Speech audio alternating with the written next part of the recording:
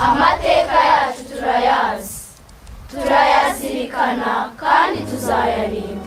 Twibuke twiyubaka.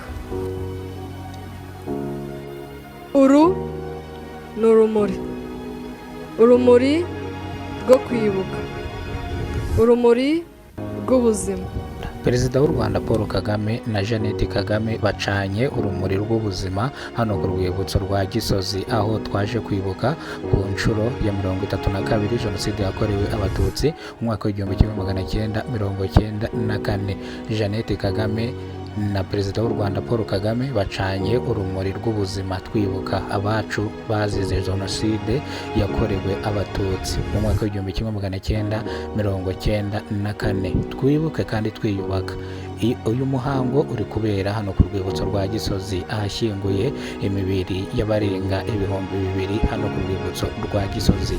Ni mu gihe rero hano hari abayobozi benshi bagiye batandukanye, ubwo Perezida w'u Rwanda Paul Kagame avuga yuko umuntu wese uzagerageza guhungabanya umutekano w'u Rwanda cyangwa ushaka kwica abanyarwanda azaba hari kugira ngo arinde u Rwanda ndetse n'abaturage b'u Rwanda. Perezida Paul Kagame yabigarutseho ku muhango wo kwibuka Jenoside yakorewe Abatutsi, avuga yuko umuntu wese ugifite ingengabitekerezo ya Jenoside nafatwa azafungwe, ndetse n'undi wese wakoze Jenoside yakorewe Abatutsi akaba atarafatwa nawe nafatwa azahanwe bikomeye cyane by'intangarugero.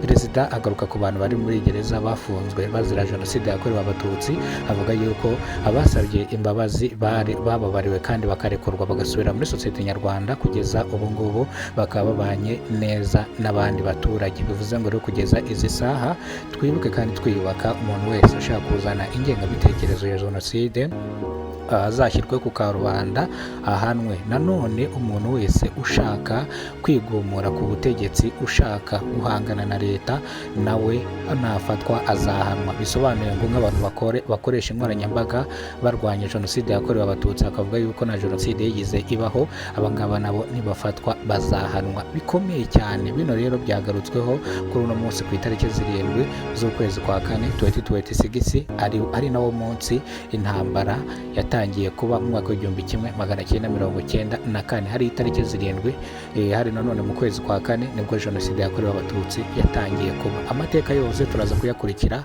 hano kuri Kidasamuna TV Rwanda. Iyi ni imihango yo kwibuka Jenoside yakorewe Abatutsi, amateka n'amakuru n'uburyo byagenze kugira ngo abanyarwanda bicwe, ivangura ritangire, byose muraza kubikurikirana kuno muyoboro. Niba ariko bwa mbere uhageze, kora subscribe, ufungure inzogera, tukomeze twibuke kandi tuniyubaka.